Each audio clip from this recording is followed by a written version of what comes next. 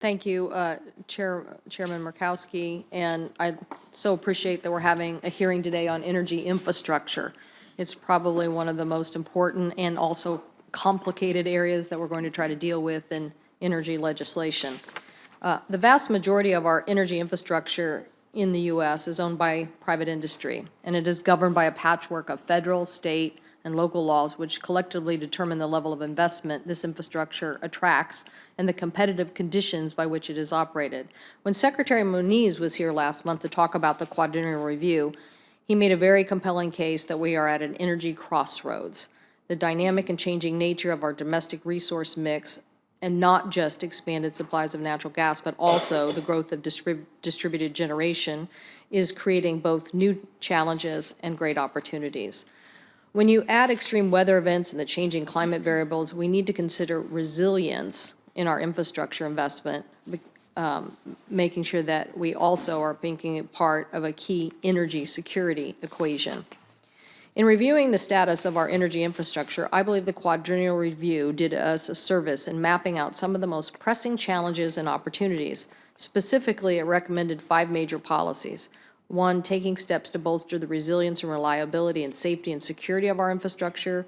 2nd, modernizing our electricity grid and modernizing our energy security infrastructure like the Strategic Petroleum Reserve to keep pace with the changes in the energy picture. In addition, improving our shared transportation infrastructure for energy commodities like rail and barge, and better integrating North American energy markets.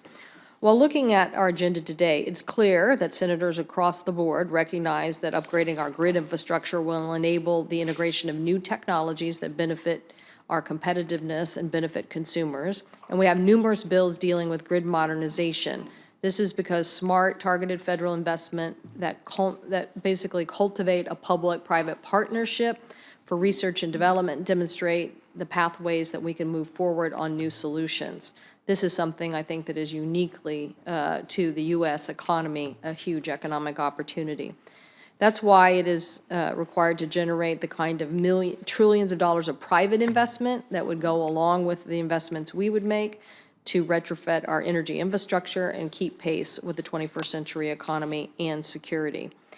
As such, I look forward to the testimony of all our witnesses on this subject. In particular, I'm pleased to welcome Ms. Erickson, who is here, our witness from Alstrom. Alstrom Grid Center of Excellence is located in Redmond, Washington.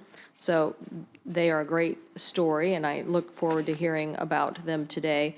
But the opportunities associated with the grid as a platform for both security and innovation, there is an additional issue. I know we're going to have a hearing later on this, but on workforce issues, so I hope to touch a little bit about that today.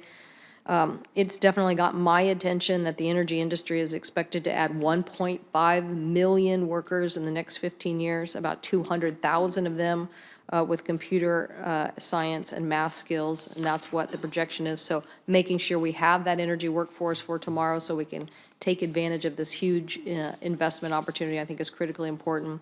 And I want to make sure we're delivering the right skills, and I think that we have a lot of opportunity to partner with the Department of Energy about that. The grid is obviously a topic of interest to members on both sides by judging by the wide range of proposals before us, especially with respect to amending PURPA, the Public Utility Regulatory Policy Act of 1978. The committee has had significant amount of work to do to figure out what I think is the right approach to create conditions for innovation in electric distribution.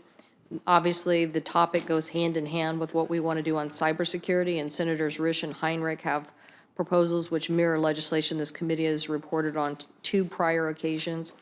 And I've introduced the Enhanced Grid Security Act. So getting this right and getting cybersecurity right will be important to everyone. Finally, I just want to say that on the agenda today, there's a number of siting and permitting proposals. There is undoubtedly room for improvement in our process, especially with respect to integrating coordination and how we can move these processes along.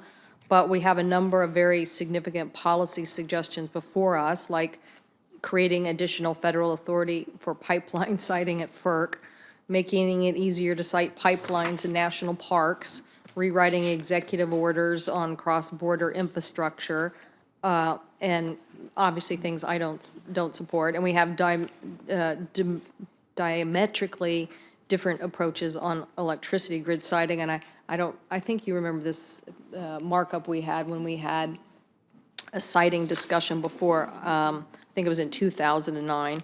I think there were like a dozen amendments and it took 2 days. So I'm sure when we get to those issues again, there will be similar discussion with a wide range of approaches of what to do. But clearly, we're here because we want to move our infrastructure investments forward. We want the U.S. to continue to grow a strong and resilient infrastructure for our energy needs and for the economic opportunities that portends for the United States as we look at smart grid leadership around the globe. So thank you, Madam Chair, for holding this hearing, and I look forward to the testimony of our witnesses.